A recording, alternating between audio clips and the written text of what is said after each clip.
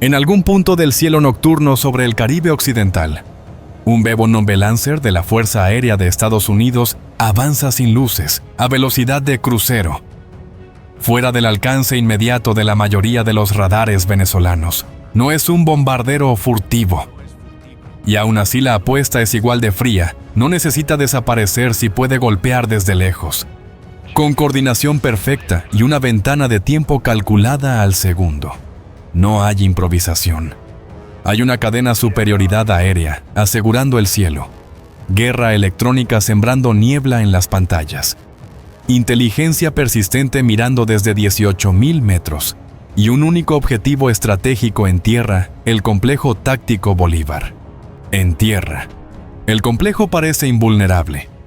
Búnkeres enterrados, centros de mando bajo losas de concreto, radares de largo alcance, baterías S-300 Buk y Pantsir desplegadas en capas, depósitos de combustible y munición protegidos como si fueran bóvedas.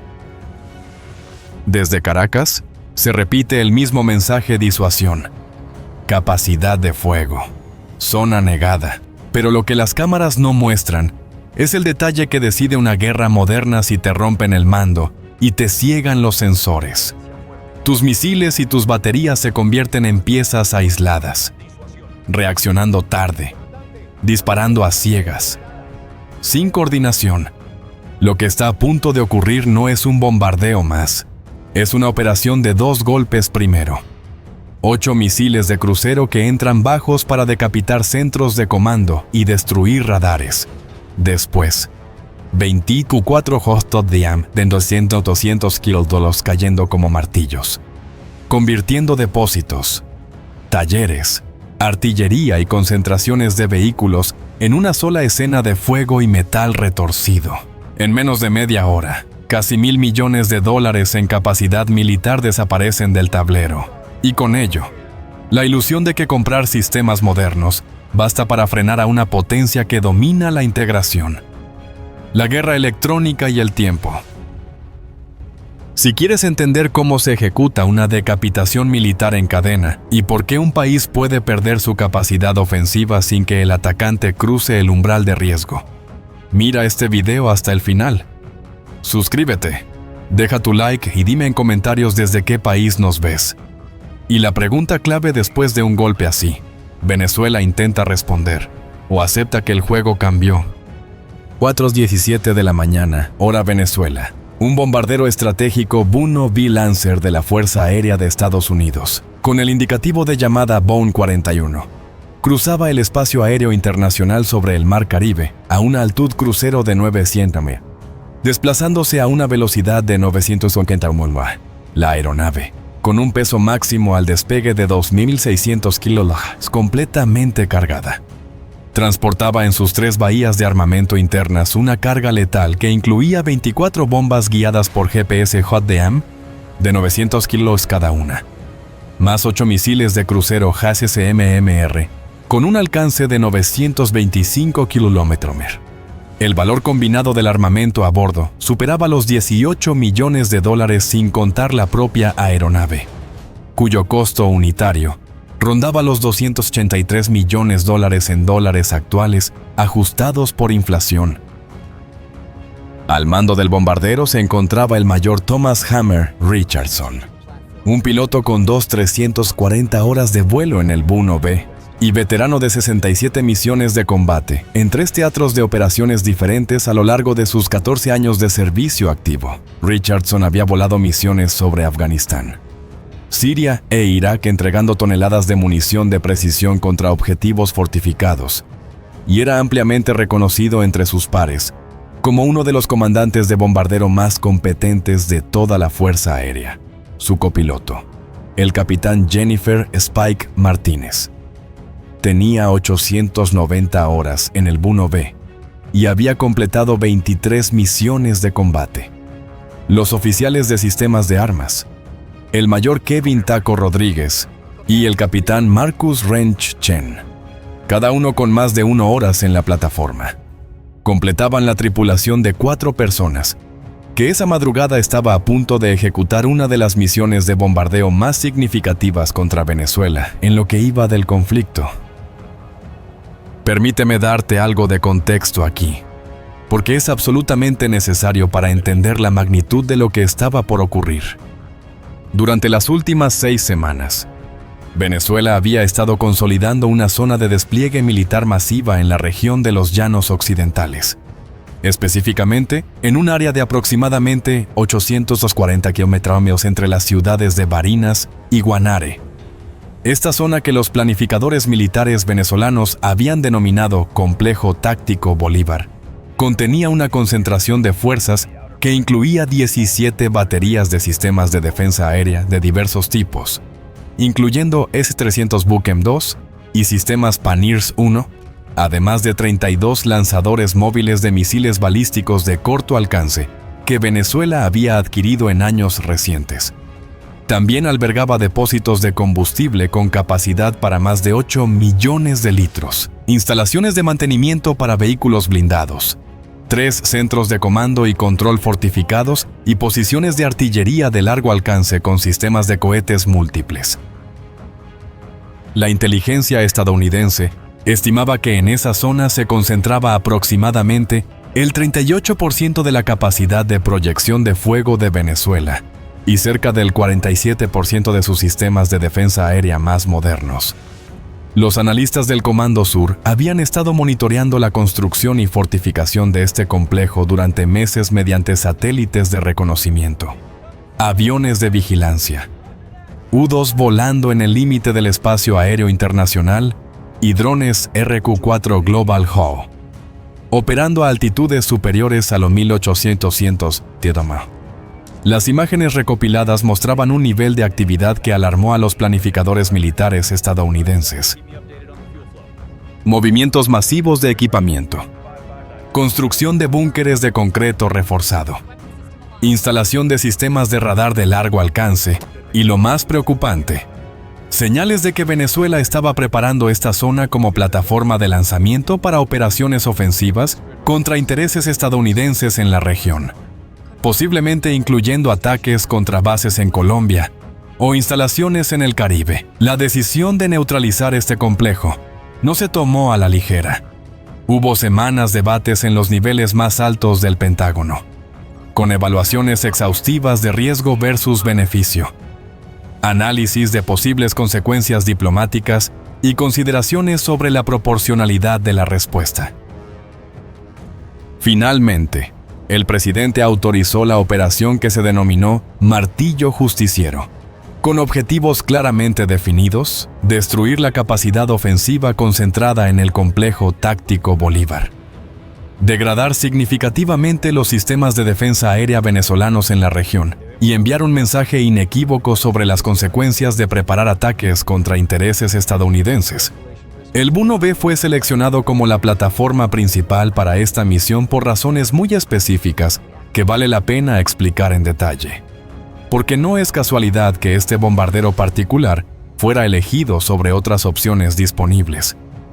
El Bu-1B Lancer, apodado Bone por su designación alfanumérica B1, es una aeronave extraordinaria que representa décadas de evolución en diseño de bombarderos estratégicos. Originalmente concebido durante la Guerra Fría como bombardero nuclear de penetración supersónica, el Bu-1B fue posteriormente convertido para misiones convencionales y se transformó en lo que muchos expertos consideran el camión de carga de municiones más efectivo que Estados Unidos tiene en su arsenal. Con una longitud de 44.5 metros y una envergadura variable que puede ajustarse desde 41.8 completamente extendida hasta 23.8 metros en configuración de barrido máximo. El Bu-1B puede transportar la mayor carga útil de armas de cualquier bombardero en el inventario estadounidense, hasta 300 y 400 kilos de munición en combinación entre sus 3 bahías internas y 6 puntos de anclaje externos. Para poner esto en perspectiva, eso es equivalente a cargar el peso de aproximadamente 17 automóviles sedán de tamaño medio, completamente en armamento. Los 4 motores turbofan General Electric F 101G E-102, cada uno capaz de generar 1.700 libras de empuje en potencia militar estándar. Le otorgan al Buno B un rendimiento impresionante. Velocidad máxima de Mach 1.5, 25 a altitud. Aunque típicamente vuela misiones a velocidades subsónicas para conservar combustible y maximizar alcance. Con reabastecimiento en vuelo, el Buno B puede permanecer en el aire durante más de 12 horas y alcanzar prácticamente cualquier punto del planeta. Pero lo que realmente hace especial al Buno B para esta misión particular es su SUDE aviónica avanzada.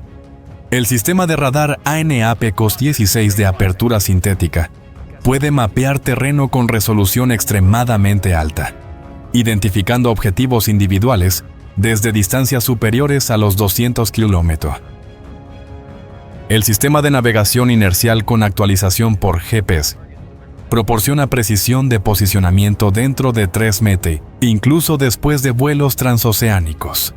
Los sistemas de contramedidas electrónicas AN/ALQ-71 pueden detectar, identificar y responder automáticamente a amenazas de radar enemigo, empleando interferencia activa y liberación de señuelos para degradar la efectividad de misiles antiaéreos.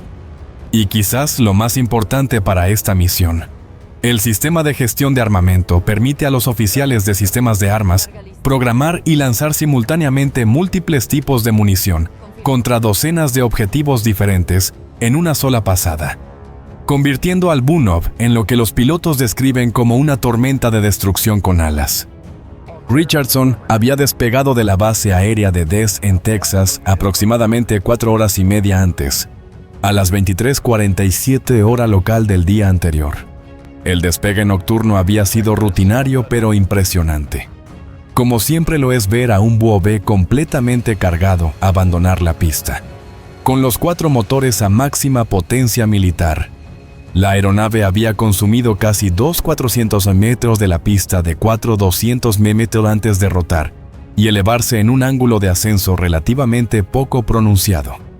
Considerando su peso masivo, una vez en el aire, Richardson había dirigido el bombardero hacia el sureste, ascendiendo gradualmente hasta la altitud de crucero, mientras los sistemas de navegación calculaban la ruta óptima que los llevaría sobre el Golfo de México, bordeando el espacio aéreo cubano por el este y, finalmente, aproximándose al objetivo desde el norte sobre aguas internacionales del Caribe. Durante el vuelo de aproximación habían realizado 2 sesiones de reabastecimiento en vuelo con tanqueros Cato Tanker, cada una tomando aproximadamente 23 minutos. Mientras el boom operator del tanquero transfería miles de litros de combustible HAP-8 a los tanques del Buno B, estos reabastecimientos eran críticos porque la misión requería que el bombardero mantuviera reservas suficientes no solo para llegar al objetivo y regresar a base, sino también para ejecutar maniobras evasivas de alta velocidad después del ataque si era necesario, y tener margen para desvíos de emergencia si surgían complicaciones. A las 4:17 de la madrugada, el Buno B se encontraba aproximadamente 3 kilómetros al norte del complejo táctico Bolívar, volando un patrón de órbita de espera mientras aguardaba la ventana de tiempo precisa para iniciar la aproximación de ataque. Richardson y su tripulación no estaban solos en esta misión.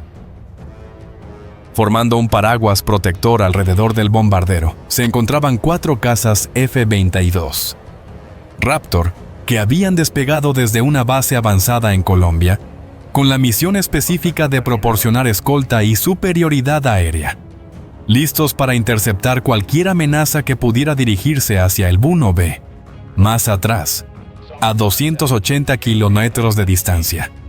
Volaba un avión cisterna Kiss Extender en órbita de espera, disponible para reabastecimiento de emergencia si fuera necesario, a una altitud de 1.700 metros, muy por encima del Buno B. Un avión de guerra electrónica EA-18G Growler estaba transmitiendo interferencia de espectro completo contra los radares venezolanos, degradando su efectividad y creando una niebla electrónica que dificultaría enormemente la capacidad de Venezuela para detectar y rastrear las aeronaves atacantes. Y orbitando incluso más alto, a 18.300 sobre el Caribe.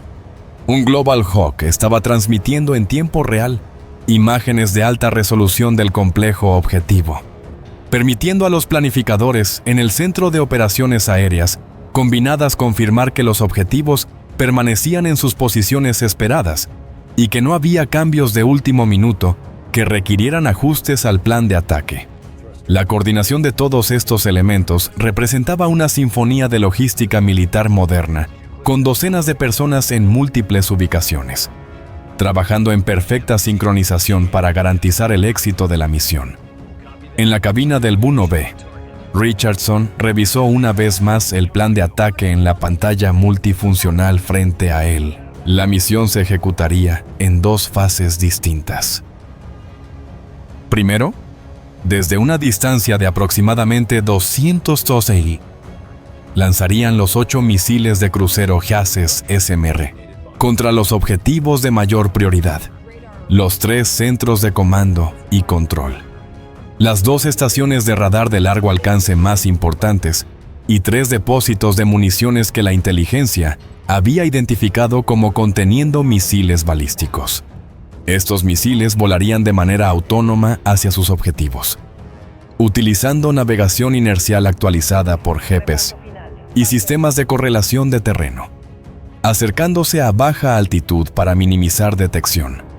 Aproximadamente 18 minutos después del lanzamiento de los JSM, cuando los misiles estuvieran a punto de impactar y crear caos en las defensas venezolanas, el B-1B realizaría una aproximación directa a alta velocidad, acercándose hasta 85 kilómetros del complejo antes de lanzar las 24 bombas guiadas JODAM contra objetivos secundarios, baterías de defensa aérea, posiciones de artillería, instalaciones de mantenimiento, depósitos de combustible y áreas de concentración de vehículos. El tiempo total desde el primer lanzamiento hasta que la última bomba impactara sería de aproximadamente 23 minutos, y durante ese periodo, el complejo táctico Bolívar recibiría 32 impactos de precisión que entregarían un total combinado de aproximadamente 2.600 kilómetros de explosivos de alta potencia. Para poner esa cifra en contexto, eso equivale aproximadamente a la energía explosiva de 4.700 granadas de mano militar SS estándar. Toda esa potencia destructiva concentrada en un área de 840 kilómetros durante menos de media hora. Rodríguez y Chen. Los oficiales de sistemas de armas sentados en la parte trasera de la cabina estaban finalizando los últimos pasos de la programación de armamento. Cada misil JACM y cada bomba JODAM requería que se cargaran coordenadas GPS precisas del objetivo, ángulos de aproximación, altitudes de activación de espoletas y docenas de otros parámetros. Este proceso, que tomaba aproximadamente 40 minutos para una carga completa de armamento, había comenzado mientras aún estaban en ruta hacia la zona objetivo y ahora estaba casi completo. Chen revisó 2 veces las coordenadas del primer JSCM, confirmando que coincidían exactamente con el centro de comando principal del complejo. Un búnker fortificado que la inteligencia estimaba tenía techos de concreto reforzado de 2.3 metros de espesor. El JSM, con su ojiva de penetración de 450 kilómetros y espoleta de retardo, estaba diseñado específicamente para este tipo de objetivo. Penetraría el techo y detonaría dentro de la estructura, colapsándola desde el interior. A las 4:29, Richardson recibió la autorización final por radio desde el Centro de Operaciones Aéreas Combinadas.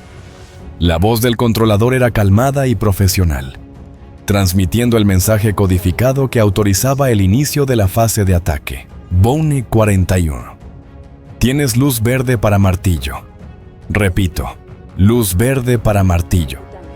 Buena casa. Richardson reconoció la transmisión y luego se dirigió a su tripulación por el intercomunicador interno. Equipo, tenemos autorización de ejecución. Chen Rodríguez inicia en secuencia de lanzamiento de JASM. Martínez, configura sistemas de navegación para aproximación de fase 2. Vamos a hacer esto exactamente como lo practicamos. Martínez respondió confirmando mientras ajustaba parámetros en su consola de navegación, programando la ruta de aproximación de alta velocidad que ejecutarían después del lanzamiento de los misiles de crucero. Richardson empujó suavemente los aceleradores hacia adelante, aumentando la velocidad del bombardero de 951 km/h, mientras giraba hacia un rumbo de 1850, que los pondría en la trayectoria óptima para el lanzamiento de misiles.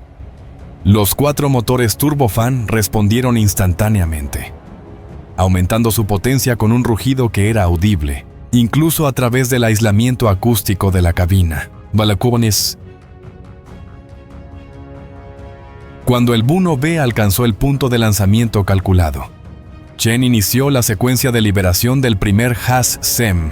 En la bahía de armamento central, los mecanismos de eyección hidráulicos activaron, empujando el misil de 1020 kilodocas hacia abajo y fuera de la aeronave. El gas se mayó libremente durante 1.2 segundos antes de que su motor Turboraptor Williams F-107 encendiera, generando 300 kilos de empuje que aceleró el misil rápidamente hasta su velocidad de crucero de aproximadamente 870 km.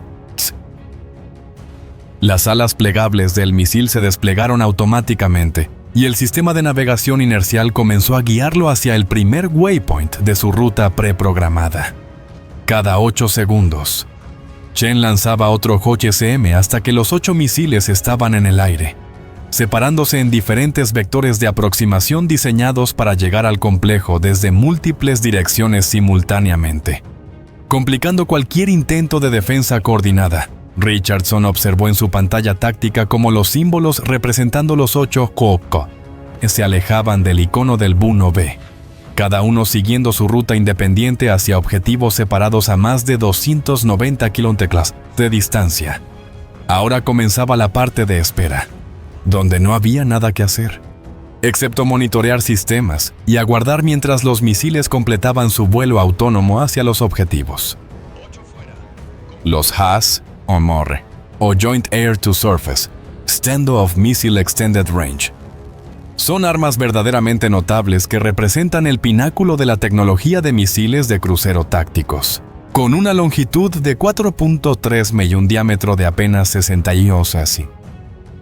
Estos misiles son relativamente compactos, pero increíblemente letales. La característica más importante del JASM-R es su capacidad de sigilo.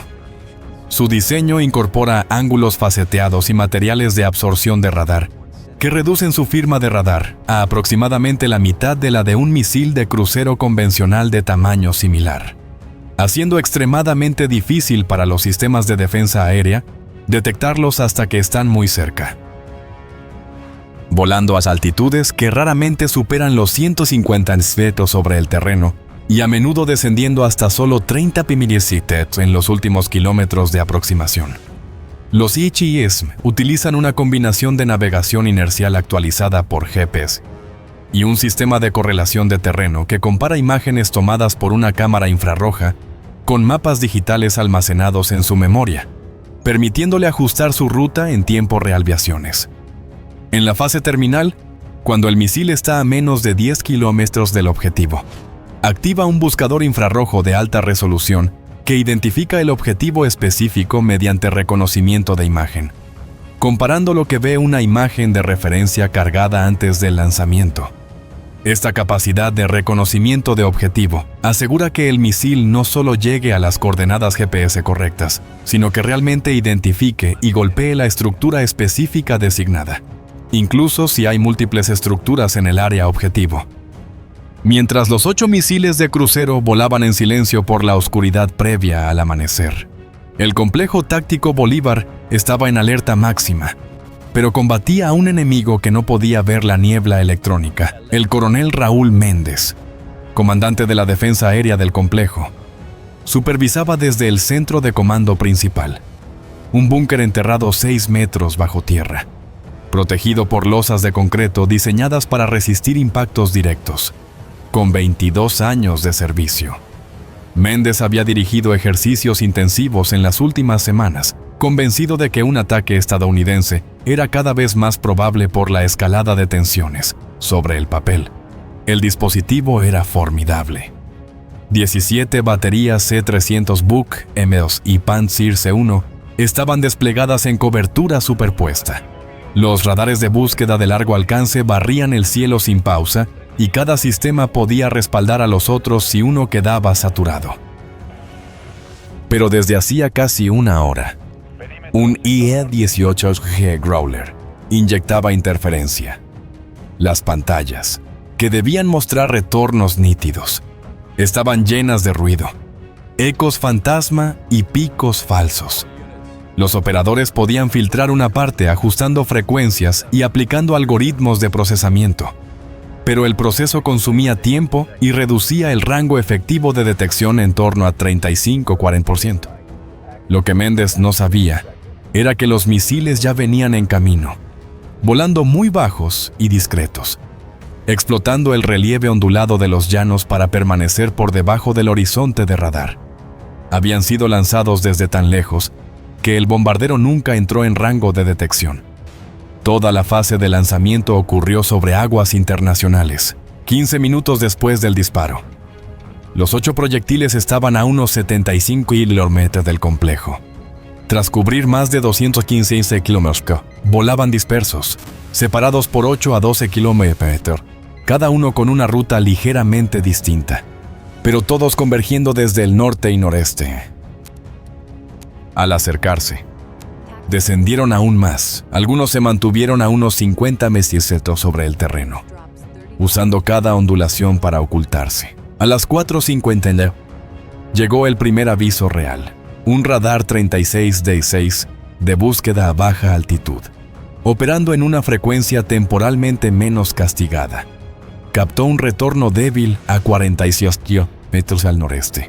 El sargento Julio Contreras sostuvo el contacto 4 segundos para confirmar que no era un eco falso. El vector era consistente rumbo 185 velocidad, cercana a 850 km/h. Trayectoria directa hacia el complejo. Contreras transmitió por enlace táctico, centro de comando. Contacto de misil de crucero, rumbo 185 distancia, 42 velocidad 850. Clasificación amenaza entrante. En el búnker, Méndez sintió la descarga de adrenalina. Misiles de crucero significaba que el ataque había empezado y que seguramente venían más. Transmitió órdenes inmediatas. Todas las baterías activar radares de control de fuego. Buscar y enganchar amenazas entrantes. Prioridad máxima a misiles. Preparar lanzamiento a mi marca. Los comandantes de batería respondieron activando radares de iluminación y seguimiento, y ahí se hicieron evidentes las limitaciones un misil furtivo. Volando muy bajo, en medio de interferencia activa, es uno de los blancos más difíciles incluso para defensas modernas. Los radares de control de fuego lograron enganchar 3 de los 8 misiles cuando estaban a 28-35 kilómetros. Mantener un seguimiento firme, sin embargo, era otro problema. La interferencia degradaba el dato, y los misiles ejecutaban pequeños cambios aleatorios de altitud y rumbo, programados para complicar la solución de tiro y romper la continuidad del seguimiento. Méndez ordenó disparar contra los 3 contactos. 3 baterías C-300 lanzaron 2 interceptores cada una. 6 misiles se elevaron como columnas blancas, acelerando por encima de Machchi mientras recibían actualizaciones desde tierra. Pero los misiles de crucero no eran blancos pasivos. Al detectar emisiones de guiado, activaron contramedidas nubes de chaff que multiplicaban ecos, microajustes de trayectoria y perfiles de vuelo que desplazaban el punto de predicción. 2 interceptores perdieron el enganche por completo y atravesaron el aire donde el blanco había estado segundos antes. Un tercero, guiado con datos más consistentes, Se acercó a menos de 2 kilómetros. Su espoleta de proximidad detonó y lanzó una lluvia de fragmentos. Varios impactaron el fuselaje del misil de crucero, dañando componentes críticos. El proyectil perdió estabilidad, cayó en espiral y se estrelló en terreno deshabitado a unos 14 kilómetros del complejo, dejando un cráter de unos 8 metros sin efecto táctico relevante. Los otros 7 continuaron. Las 4:54. Los impactos comenzaron casi simultáneamente. El misil destinado al centro de comando principal llegó primero. Su buscador terminal confirmó la estructura y el proyectil descendió en un ángulo cercano a 35 grados para maximizar penetración.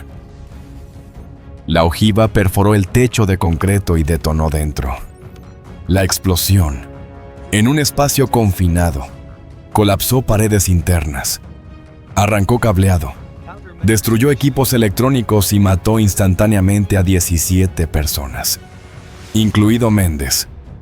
3 segundos después, otro misil impactó el segundo centro de comando, ubicado 2.7 kilómetros al oeste.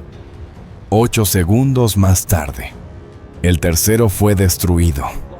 En 11 segundos, el complejo perdió comando y control centralizado. Las baterías quedaron aisladas, sin coordinación, sin fusión de datos y sin capacidad de distribuir prioridades.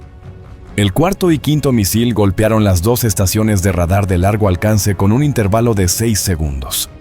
Las antenas colapsaron en estructuras retorcidas y los vehículos de procesamiento quedaron aniquilados. Con esos radares fuera de servicio, el complejo quedó efectivamente ciego para amenazas a distancia. Cualquier aproximación aérea desde más allá de unos 80 kilómetros se convertiría, en el mejor de los casos, en una advertencia tardía cuando ya no hubiera tiempo de reaccionar. El sexto, séptimo y octavo misil impactaron 3 depósitos de municiones identificados como almacenamiento de misiles balísticos de corto alcance. Eran estructuras semienterradas y reforzadas, construidas para proteger un contenido valioso.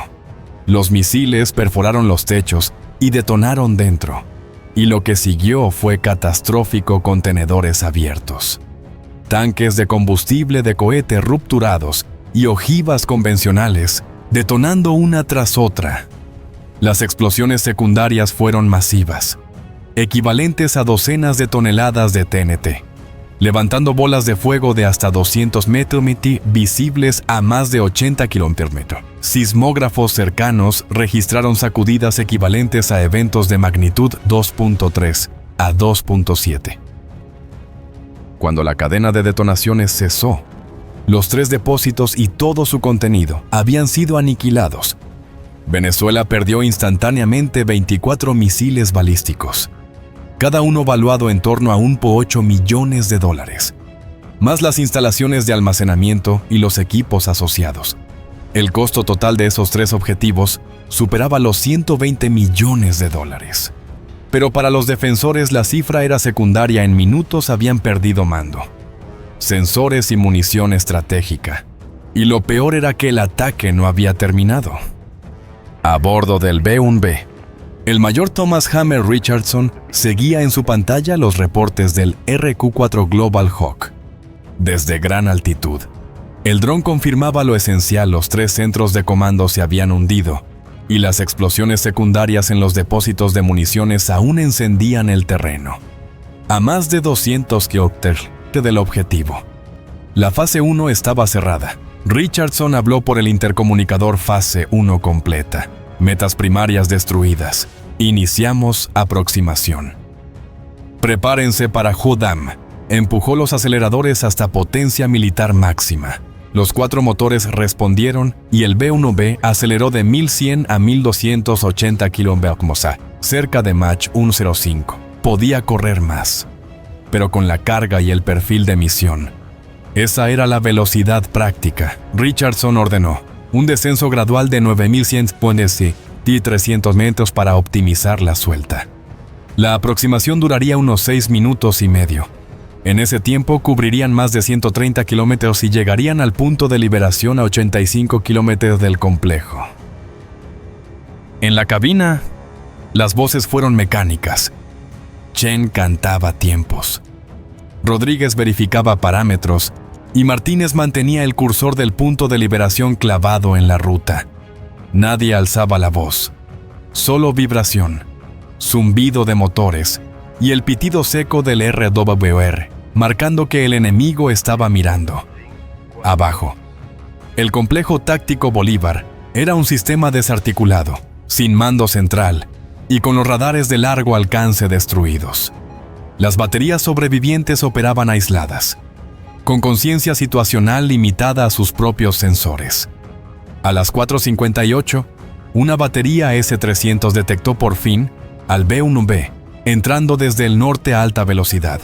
El operador alertó por radio, pero sin un centro que coordinara. Cada batería tuvo que decidir sola si, cuándo y cómo disparar. A 142 kilómetros. El bombardero aún estaba fuera del rango de enganche efectivo de los S-300, cuyo alcance máximo contra blancos no maniobrantes rondaba los 120 kilómetros. Los comandantes ordenaron mantener seguimiento y esperar el momento. En cabina, el receptor de alerta radar registró emisiones hostiles. El ANALCO 661 analizó las señales. Las clasificó como compatibles con radares 30 NC, flap lead del S-300, y estimó posiciones de los emisores. La computadora ofreció respuestas chaff, interferencia activa, maniobra evasiva o completar la pasada confiando en la geometría. Richardson eligió una mezcla calculada. Activó interferencia activa moderada para degradar el seguimiento sin revelar toda la potencia disponible y ordenó a su copiloto configurar una maniobra de salida inmediata, un giro de alta G listo para ejecutarse, apenas se completara la suelta. La idea era simple: entrar, soltar, salir, permanecer el mínimo tiempo dentro del cono de riesgo. A las 5:02 el B-1B alcanzó el punto de liberación a 85 kilómetros. El oficial de sistemas Marcus Chen inició la secuencia. Las compuertas de las 3 bahías internas se abrieron y dejaron ver los racks rotativos con 24 Hodam de 900 y el Sucas.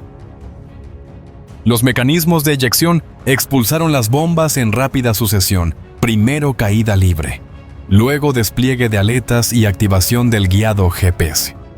En 18 segundos, las 24 Judeam estaban fuera. Richardson ejecutó el giro de combate 4-5G a la derecha, un arco duro que cambió el rumbo en alrededor de 110 grados, mientras simultáneamente ascendía de vuelta hacia 9800 Yola. La aceleración empujó a la tripulación contra los costados, pero la maniobra fue limpia en 23 segundos. El bombardero ya estaba en rumbo de egreso, alejándose a velocidad máxima sostenible. Detrás, las bombas descendían en trayectorias balísticas, pero guiadas. Cada JTDAM corregía desviaciones con superficies de control para sostener la ruta hacia coordenadas preprogramadas. Desde 7.300 metros tardarían unos 48 segundos en impactar y, durante la caída, recorrerían horizontalmente más de 18 kilómetros, repartidas sobre objetivos dispersos dentro del área del complejo. 2 baterías C-300 intentaron un disparo desesperado durante el egreso. Lanzaron 4 interceptores, cuando el B-1B estaba a unos 97 kilómetros. Era el límite del sobre de rendimiento. Los misiles agotaron combustible y energía cinética antes de acercarse lo suficiente para ser una amenaza real. Cayeron a tierra a distancias de 15 a 28 kilómetros del bombardero. Sin enganche estable, a las 5:03 comenzaron los impactos. 3 Joyadam estaban asignadas al depósito masivo de combustible tanques, con un total de 3,2 millones de litros de diésel y queroseno de aviación. Las bombas cayeron dentro de un círculo de 15 m. Las espoletas retardadas permitieron penetración antes de detonar. 6 tanques se rupturaron casi simultáneamente y el combustible se encendió al instante. El incendio se extendió como un frente líquido. Las llamas alcanzaron 150 m y el calor deformó estructuras metálicas a 200 m. Una columna de humo negro y denso se elevó y sería visible a más de 100 kilómetros. 4 bombas golpearon posiciones de defensa aérea. Cada detonación de 900 kilómetros destruyó vehículos lanzadores, radares de control de fuego y equipos asociados en radios de 80 a 100 millas. Una batería Pantsir C-1 completa vehículo de radar y control más 2 lanzadores fue aniquilada por un impacto directo en el vehículo de mando. 11 operadores murieron en segundos. 5 Hwagyedaem fueron dirigidas contra instalaciones de mantenimiento, hangares, talleres y almacenes de repuestos. Las explosiones colapsaron los edificios y enterraron bajo escombros vehículos en reparación, incluidos 7 transportes blindados, 3 sistemas de lanzacohetes múltiples y 11 camiones. 3 bombas impactaron posiciones de artillería de largo alcance con lanzacohetes múltiples de 122 mm. Las detonaciones destruyeron 8 vehículos lanzadores y dañaron puestos de mando y recarga.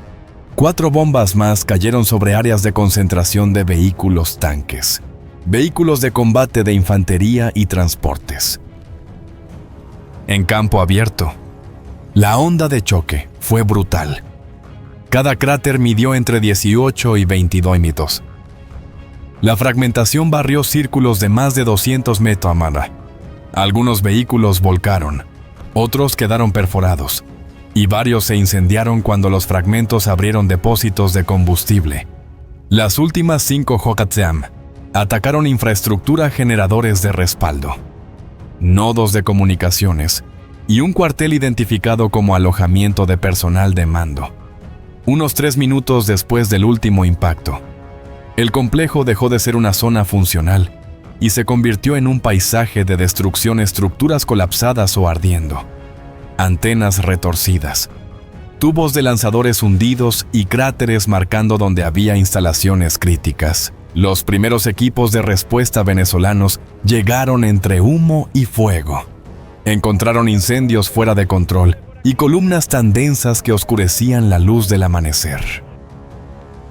Donde antes había un sistema organizado, ahora quedaban restos dispersos y una defensa que había perdido el tiempo y el espacio de la batalla. El recuento inicial de bajas, completado durante las horas siguientes, reveló una cifra trágica: 143 militares venezolanos muertos. La mayoría se encontraba dentro de los 3 centros de comando golpeados sin advertencia por los primeros misiles. Pero también murieron operadores de defensa aérea, personal de mantenimiento y guardias de seguridad en posiciones alcanzadas por las JA. Otros 287 resultaron heridos, muchos con quemaduras severas por los incendios de combustible y otros con heridas por fragmentación.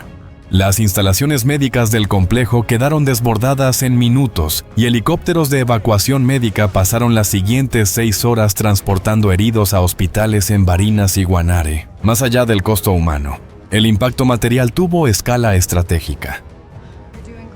En los días posteriores, analistas militares revisaron imágenes satelitales, reportes ISR y firmas térmicas para consolidar una evaluación de daños, destrucción total de 3 centros fortificados de mando y control, valorados en torno a $85 millones, neutralización de 2 estaciones de radar de largo alcance, con pérdidas cercanas a 95 millones, aniquilación de 24 misiles balísticos de corto alcance, más depósitos y vehículos lanzadores asociados, valorados en 67 millones.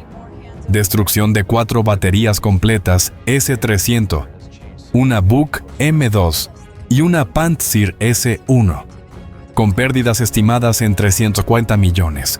Destrucción de 8 sistemas de lanzacohetes múltiples, por unos 70 millones. Destrucción de depósitos de combustible con 2 millones de litros diésel y queroseno de aviación, más infraestructura física, por unos 4,8 millones. Destrucción de talleres de mantenimiento y reparación, por 52 millones. Destrucción o daño severo de 67 vehículos militares diversos, por 94 millones. Y pérdida de infraestructura de comunicaciones y energía, por 38 millones. El costo directo superaba los 947 millones de dólares, casi 1.000 millones en capacidad militar eliminada, en menos de media hora. Pero incluso esa cifra no capturaba lo esencial. El complejo táctico Bolívar concentraba aproximadamente el 38% de la proyección de fuego venezolana y cerca del 47% de sus defensas aéreas más modernas. Con su destrucción, Venezuela perdió la masa crítica de munición, combustible, mando y sensores necesaria para planear operaciones ofensivas fuera de su entorno inmediato. La apuesta por una disuasión basada en sistemas individuales quedó expuesta sin integración plena de sensores, enlaces resilientes y doctrina de empleo en combate real. La defensa se fragmenta. La zona, fortificada durante meses para servir como plataforma regional, quedó reducida a un paisaje de cráteres, metal retorcido y humo negro. Mientras tanto, el B-1B ya estaba a unos 340 kilómetros del objetivo, acelerando hacia el norte sobre el Caribe. Richardson y su tripulación ejecutaron chequeos post-ataque, navegación, presurización, controles de vuelo, contramedidas, motores y combustible. No había impactos ni fallos. Los interceptores disparados contra ellos nunca se acercaron lo suficiente para representar una amenaza real. Tal como había calculado el plan, el regreso tomaría poco más de 4 horas e incluiría otra sesión de reabastecimiento en vuelo sobre el Golfo de México, antes de retomar ruta hacia la base, en Washington, donde eran las 5:03 de la mañana, hora del este. El presidente fue informado en un briefing seguro en la sala de situación. Las primeras imágenes mostraban incendios masivos y columnas de humo visibles a larga distancia. El secretario de Defensa resumió: Operación Martillo Justiciero, éxito completo. Objetivos primarios destruidos o severamente dañados. Aeronave fuera del área sin daño. Bajas enemigas significativas. Dentro de proyecciones premisión, el presidente respondió con tono contenido: Quiero una declaración inmediata del Departamento de Estado. Debe quedar claro que fue una respuesta proporcional a amenazas concretas, que no buscamos escalación, pero que defenderemos intereses propios y aliados. Abran canales con Caracas. Si quieren desescalar, deben tener esa salida. En Caracas, la noticia llegó como un golpe físico. El ministro de Defensa despertó al presidente con reportes que, aunque fragmentados, eran concluyentes. A las 6:30 se convocó una reunión de emergencia del Gabinete de Seguridad. El jefe del Estado Mayor habló sin rodeos. Hemos sufrido el ataque aéreo más devastador de nuestra historia. El complejo Bolívar está esencialmente destruido. Perdimos más del 40% de nuestras defensas modernas y cerca de 1/3 de los misiles balísticos. La brecha tecnológica y táctica es una realidad que no podemos cerrar en el corto plazo.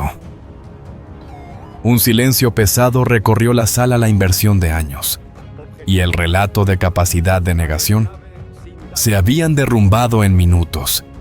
Dentro del gabinete se enfrentaron dos impulsos. Un grupo pidió represalia para evitar la imagen de debilidad.